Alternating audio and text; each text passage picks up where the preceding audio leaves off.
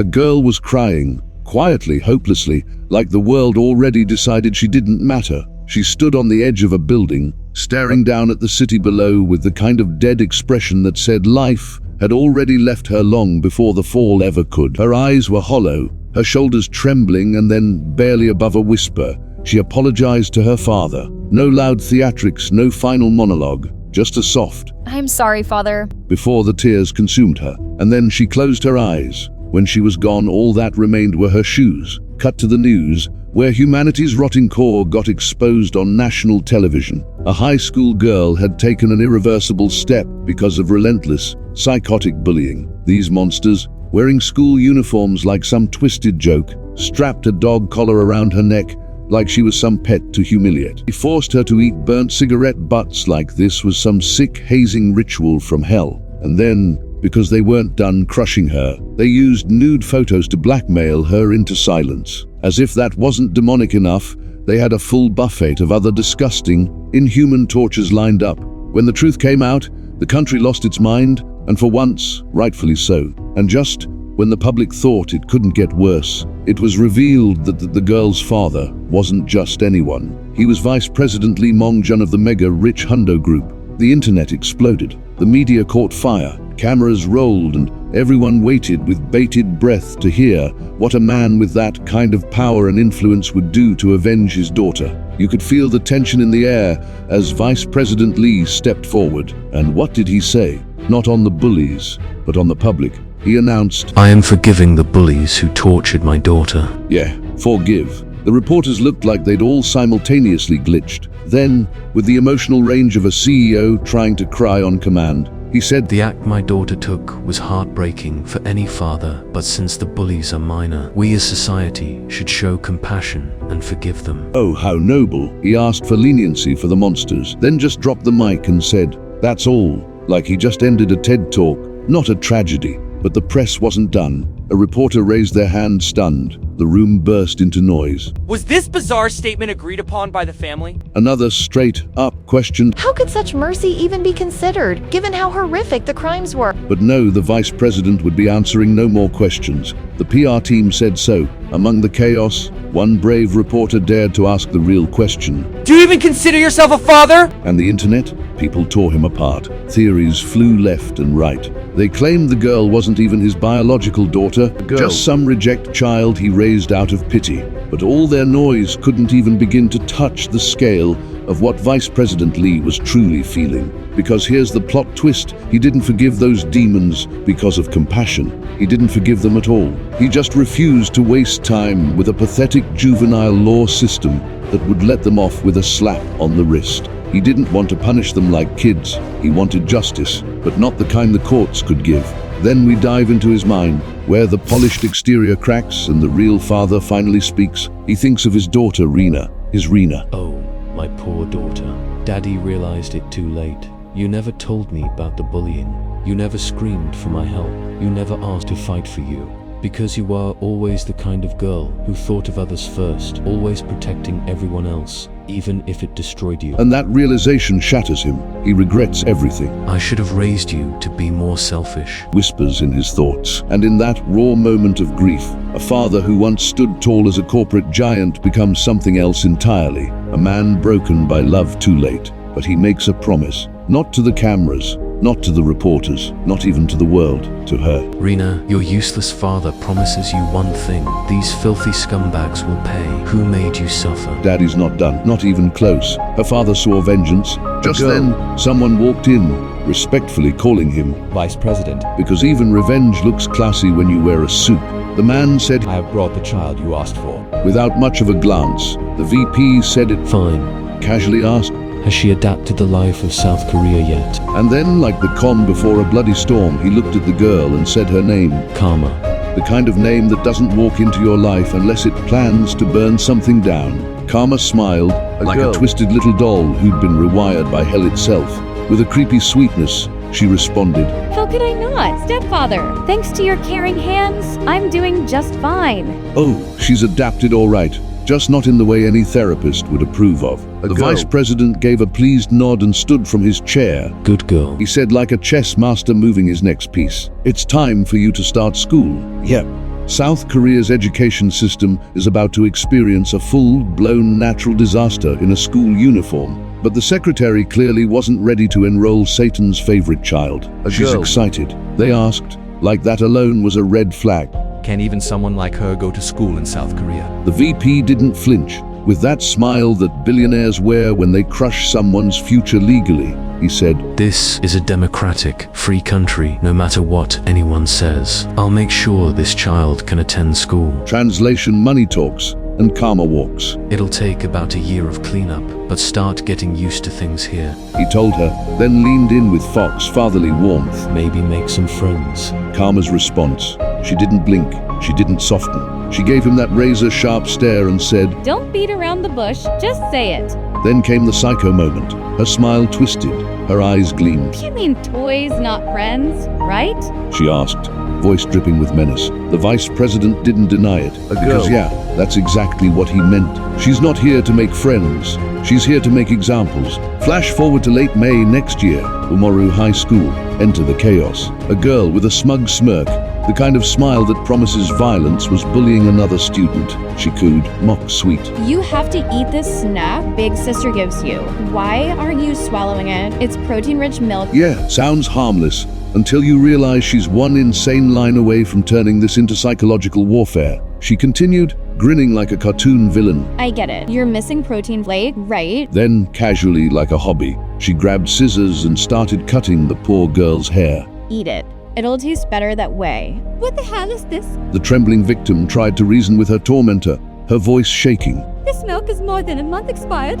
She barely got the words out before puking at the smell. But the bully, she just tilted her head like a psychopath in training. Why are you gagging before even eating it? She asked, legit offended. The girl begged her to stop. Please, expired milk isn't good. And the psycho replied, Expired milk? You mean aged? Don't you know how cheese is made? Aged, that's what she called it.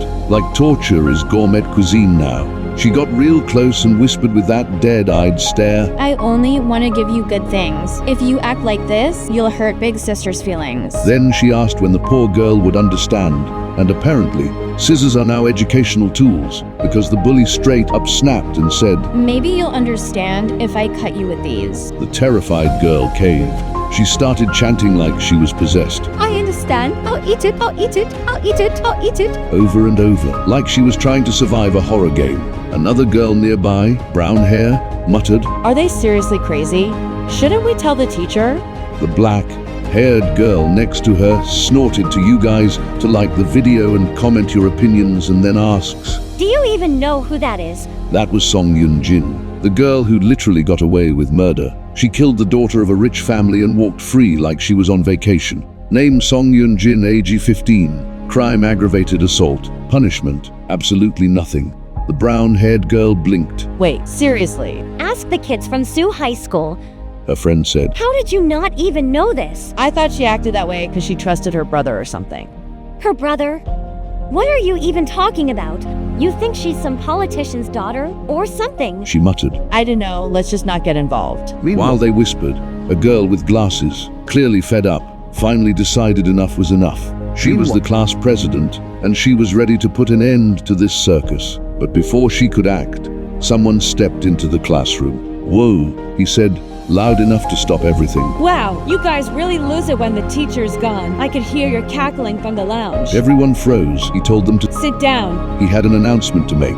Meanwhile, Song Yun-jin, Queen Psycho herself, panicked. She shoved the expired milk away like it was contraband and hissed at a girl named Jin. Then, with that cruel smile reloading, she warned her, If you mess up in front of the teacher, I'll spread your nude photos everywhere. The teacher, still somehow keeping a straight face, Today, we have a new transfer student. announced. But this wasn't your typical shy kid from another school.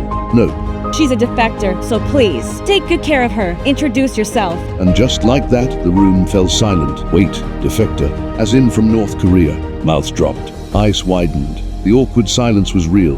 The teacher turned to the girl and said, Introduce yourself. She stood up, calm and sweet, like a sugar-coated grenade. My name is Yoon Karma from North Korea. She said with a perfect smile that could fool angels. Please take good care of me. Cutscene. Back in the shadows of the corporate underworld, the secretary wasn't smiling. He was practically begging Vice President Lee to reconsider. It's not too late. Send her back to the North Korean Juvenile Detention Center. If you accept a child like her as your daughter, you'll have nothing but problems. But VP Lee just gave him that icy, dead serious look. The kind that says, "Don't waste my time." Chief Bake, He asked. in your eyes, does it look like I adopted a daughter? Bake hesitated. His instinct screamed yes, but this man wasn't playing by normal rules. Yes, But the vice president cut him off like a guillotine. Wrong. I haven't adopted a daughter. I've brought in a hunting dog. And that shut Bake up. His brain rewoed in horror, piecing together Karma's history like a jigsaw puzzle from hell. Yun Karma, defected alone in 2018, age 13, found half dead near the Han River, and her backstory, nightmare fuel. She wasn't just a defector, she was a survivor of biological experiments conducted by North Korean authorities. Real mad scientist stuff. The frontal lobe damaged, emotional responses mangled. The psych report, straight up, said she was a textbook psychopath. Key notes: she can't feel pain, doesn't understand shame, read blood-stained clothes upon capture.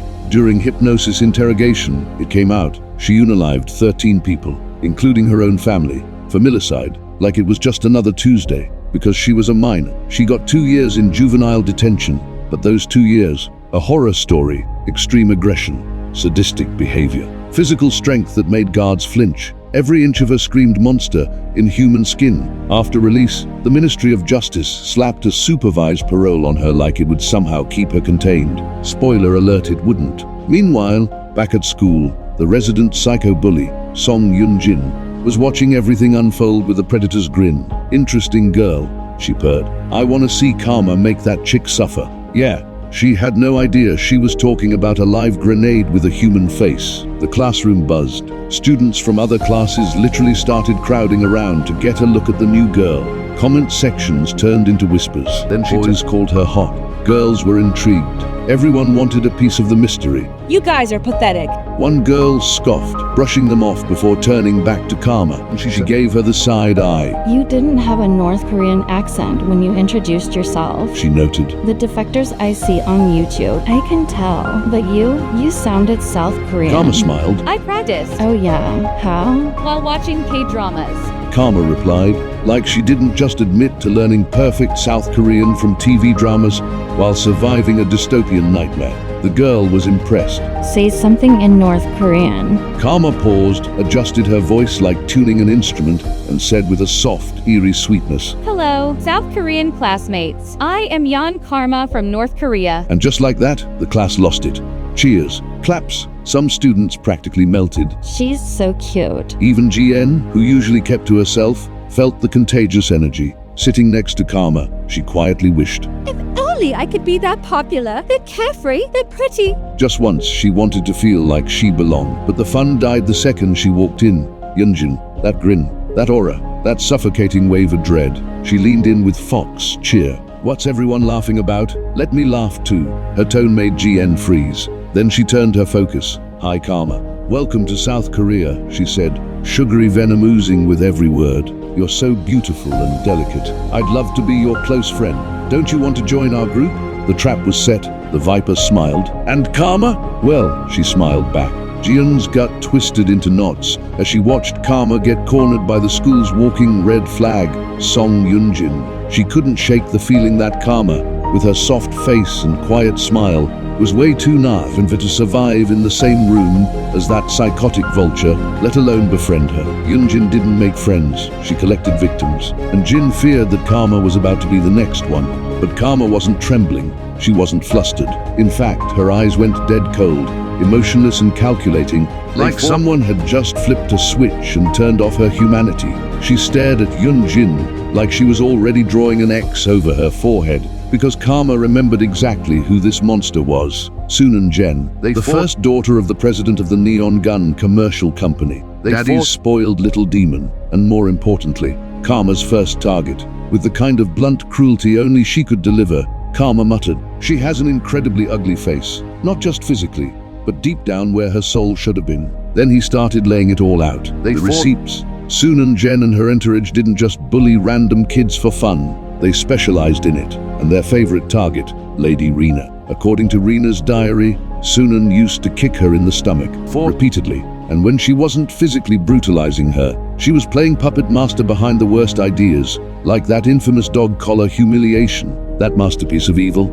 Yeah, that was her idea. Sure, she wasn't always the one doing the dirtiest work, but make no mistake, she was deep in it, willing participant in the psychological massacre. Currently, Sunan, still hiding behind her fake name, Yunjin, attended Umu High School. Out of the 4 schools Karma could have been placed in, this was the only one located in Su.